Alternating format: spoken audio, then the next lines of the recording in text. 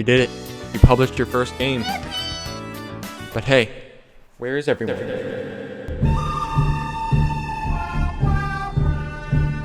If you've been in the online game dev space long enough, you've heard the sayings. A good game will market itself. No, Steam won't market anything for you. Any game can be popular. It just depends on the genre. My first game got 200 wishlists, while mine got 2,000. The truth is that there are many different ways and strategies you can use to be successful, and also your game can just be lucky or unlucky. I'm not going to tell you, how to make your game. I'm just here to tell you how mine did. In depth. Firstly, a quick rundown is needed. Biodestia the Mansion, that's the name of the game, is a survival horror game that I made in about 9 months. Does it have issues? Yeah. I struggle with graphics and am an amateur in about everything I do. So I felt like it earned a good price of just free. Not setting myself up for high standards here. Maybe I should have changed it. Maybe should have made it $4, $5. Nevertheless, the key for me was to assign myself goals. Before launch, I wanted 700 wishlists. After launch, 10 reviews minimum. Hopefully more around 15 or 20 once you give it a few months. Here are all the stats for September to January, just the beginning of the store page. I didn't see much activity. There's a lot of data up here, but the main things are just what I've highlighted in red. So the conversion rate, not too good, not a lot of impressions either. This was just, like however many, 70,000 impressions. Ooh, that's a lot. That's just people who scroll by. It's not really anything tangible, anything that helps you. I got 8,000 visits. Now, not a horrible click-through rate. Above 10%, I believe. 9%. That isn't bad. It's just the wish list conversion. Visits to wish lists. I think I had about 200 wish lists. That's not good. 8,000 visits converts to 200 wish lists. This was an issue with screenshots, with the trailer. Actually, at this point, there wasn't even a trailer up. So that was causing a lot of issues with how people viewed the game. It didn't look very enticing once they got on the store page, but my marketing was clearly good enough to get people on the store page in the first place. Marketing, I'm not good at marketing. I made a few YouTube shorts. I made a Blue Sky announcement, but all that's really not helpful. It didn't get any views. It didn't get any traction. There wasn't feedback. It didn't affect my game at all. Marketing is a difficult thing. It's not easy. It's often the best ways are to pay for someone either to create a marketing asset or to market your game for you, both of which I did not have. As I already discussed, I had a budget of about $0. So building up to Next Fest, which is a festival where you submit your demos into Steam, I'm sure I shouldn't have to be explaining this, but just in case I do, there's the explanation. Next Fest, I was pushed for deadlines. Okay, my game really was not ready for a demo. Maybe it had an inverse effect of not maybe getting me as many happy players as I wanted, but nonetheless, I got quite a few visits. Most that's from launch, but that little spike, that first spike, where would that be? That would be like here. That wasn't huge, okay? I did not get very many visits off of Next Fest alone. I think I got about 700 wish lists off of Next Fest. A good amount. Solid. That's I think it doubled what I had before, maybe tripled. Compared to what I got later, it wasn't the best. But to me, at that moment, it was quite good. It actually reached my goal of about 700 wish lists total. After Next Fest, my game dies down for a little bit. It's still averaging a few wish lists a day, impressions, visits, and so on. But then towards launch, again, the launch date was about April 18th. Around April 14th, I believe I just started to get an uptick. I checked my analytics one day and I found my wishlist count had doubled. Roughly in one day. Went up from about 700 total to about 1,200. What caused that was just Steam pushing my game out to the algorithm days before launch. That's not unusual. It sees your game is coming up. You're put in the new section of Steam. If you're lucky and you get a lot of wish lists, you actually new and upcoming or something like that. I didn't get there, but I just got in the new. That exposes your game to a lot of people who browse that tab. clearly I got about 140,000 visits from that. Oh, impressions from that alone, which is pretty good. The second cause of all that is probably I was focused in a few articles where I was just listed as an upcoming game for that week or that month or that day, and that gave me some here or there. I think later on we'll see, or maybe it says on there about 30% is from an external direct source, which means it's from an article or someone linked my game somewhere. At first I thought a streamer played my game, but there was no record of it anywhere. I even asked like some random people to see if they could do some digging for me. They couldn't find anything. This spike, even though it died down fast, when it ended, I had about doubled my wish list, and hype felt like it was building. This momentum felt like it was building towards something, towards my launch, towards success. So here are my post-release stats. So this is from the release day, April 18th, to now, and by now, this is like, we're talking like May 26th, whenever I wrote this. My impressions, I had about 170,000 impressions, about 50,000 visits. That's a conversion rate of 30%.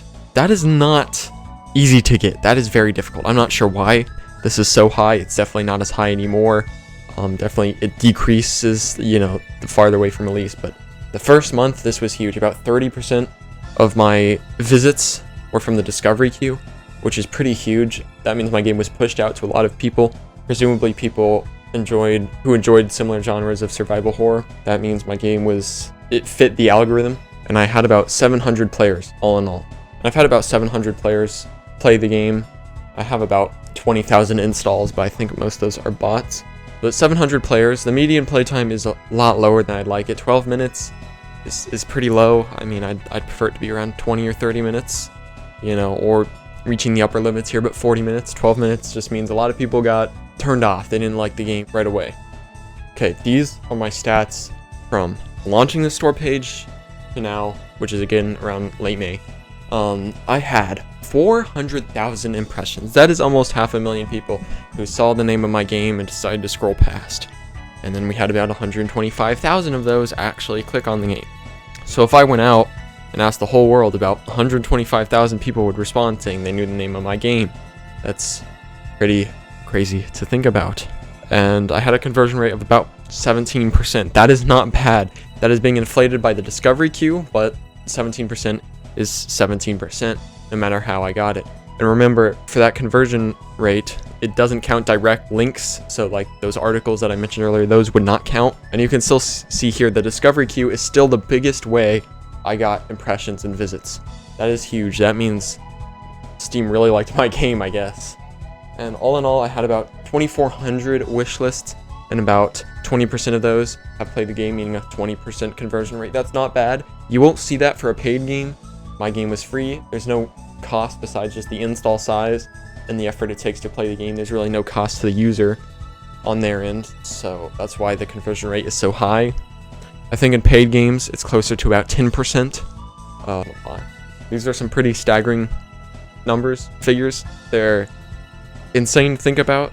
It doesn't feel real. It doesn't feel like I've had that many people visit my game. It still shows that there's a problem with getting people who visit to actually wishlist, which is a huge thing for me. So that means the screenshots or the description or the trailer just was not enticing the viewers, or the viewers to just play the game, to want to play the game, to install it, to wishlist it. I think that's definitely a problem that I plan to fix in future projects. But overall, I'm happy with these stats.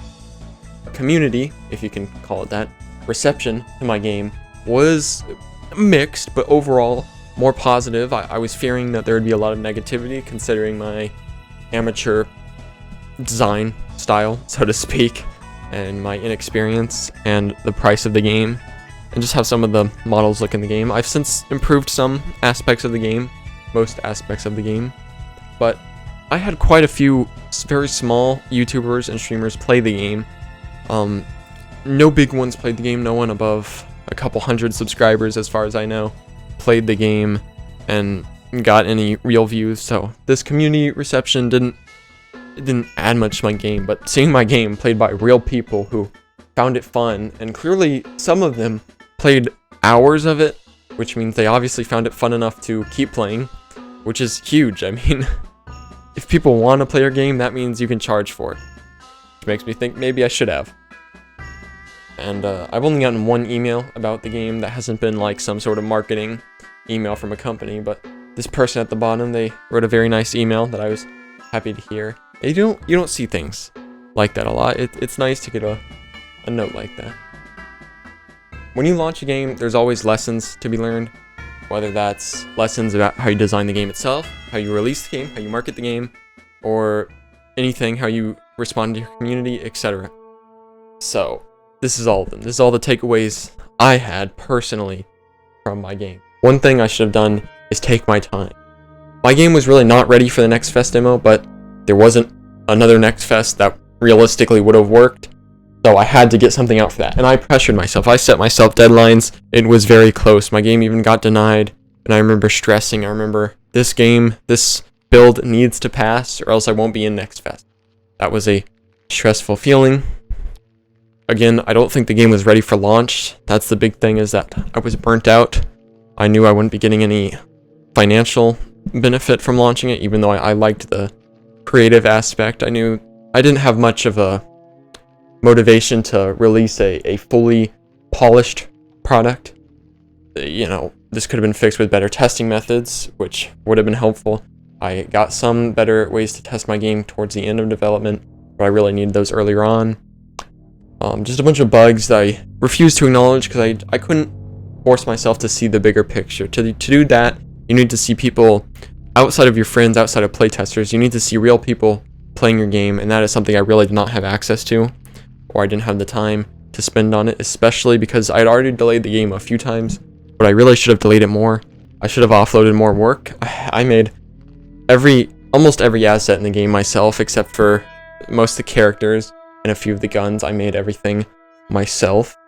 If I had access to more money, I could have paid for assets, paid for custom-made ones, or just paid for asset store ones. I also could have sought help from the community. I didn't really have one at this point, but now I kind of do. For my next game, I have some community members that I could talk to, inquire things, ask for help, whether that's with the game itself or like the modeling or the texturing. There's a lot of help that now I have access to that I didn't before. Speedrunning. My game actually got speedran, which was always something I wanted. It was a very cool experience. I did not expect my game to be speedran, although I did think about it and I wanted it to be. So thank you to Arkham Fan and Mojo Jojo for speedrunning the game. One of them did it in like under 7 minutes, which is something I could have never imagined. I thought the game was not bulletproof, but I did not think it was possible for it to be broken that fast. And for future projects, I'm going to do the same survival horror concept, but it'll have a unique spin with a unique story, and I think people will really find it relatable, and I think it'll be a very quality experience. Due to the nature of game dev and the way that it's not profitable for most, I have to do content creation, even though I may not want to or I may not like to. It's just something that needs done occasionally, just for marketing, for exposure, for whatever. My career, this game can go on my resume. This game is put in my backlog of projects that I can show off in the future. If I ever wanted a job in game design, or if I just wanted to prove my skills to somebody, this is something I could do. For funding, I'm gonna put money into the next game for one. I definitely plan for it to be a fully polished experience with minimal bugs, minimal graphical issues, and so on. I want it to feel nice, want it to feel quality, and yeah, that's pretty much it.